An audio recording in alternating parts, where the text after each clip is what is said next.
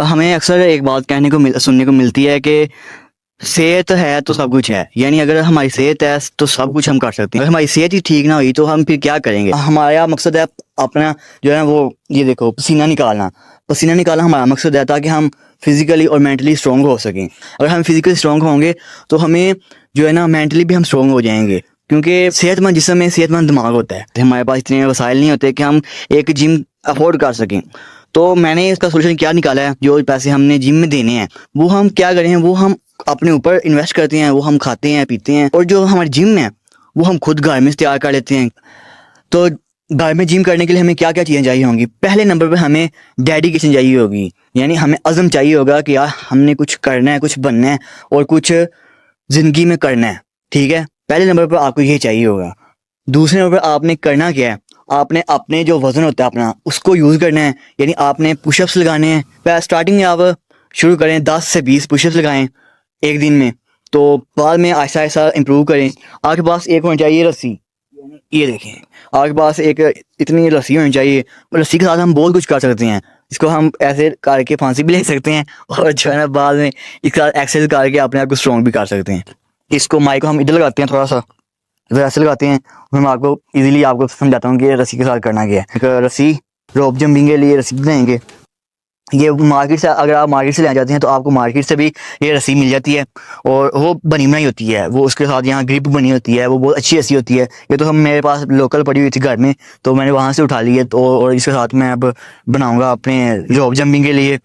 हमारे पास ये रस्सी हो गया है, वो मैंने फोल्ड कर लिया, ये रस्सी हो गया। हम इसके साथ जो है ना रोप जंपिंग कर सकते हैं। हमारे पास एक टूल ये हो गया। जो टूल अब मैं बनाने लगा हूँ घर पे, वो टूल बहुत हैवी टूल है, वो बहुत सी एक्सरसाइज के लिए इस्तेमाल हो जाता है, यानी उसके साथ हम बहुत सी एक्सरसाइज कर सकते हैं। मैं आपको बताता हूँ वो कैसे बनाने हैं। तो जनाब, ये टूल बनाने के लिए आपको चाहिए होगा एक अदद डंडा, ये 3 ईंटें, और साथ में एक रस्सी। अल्हम्दुलिल्लाह जी, हमारे पास ये एक बन गए, तैयार हो गया।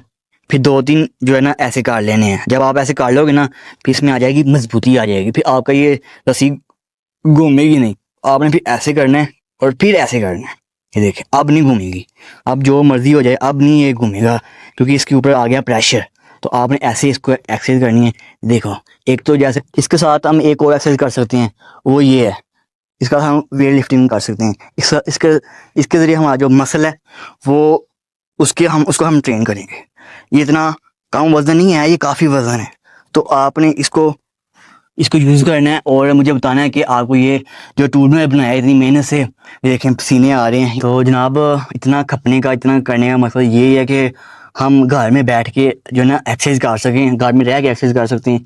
क्योंकि जिम जाना इतना ज़रूरी नहीं है, जिम जाना इतना ज़रूरी नहीं है जितना ज़रूरी है कि हम अपने आप को स्ट्रॉन्ग करें।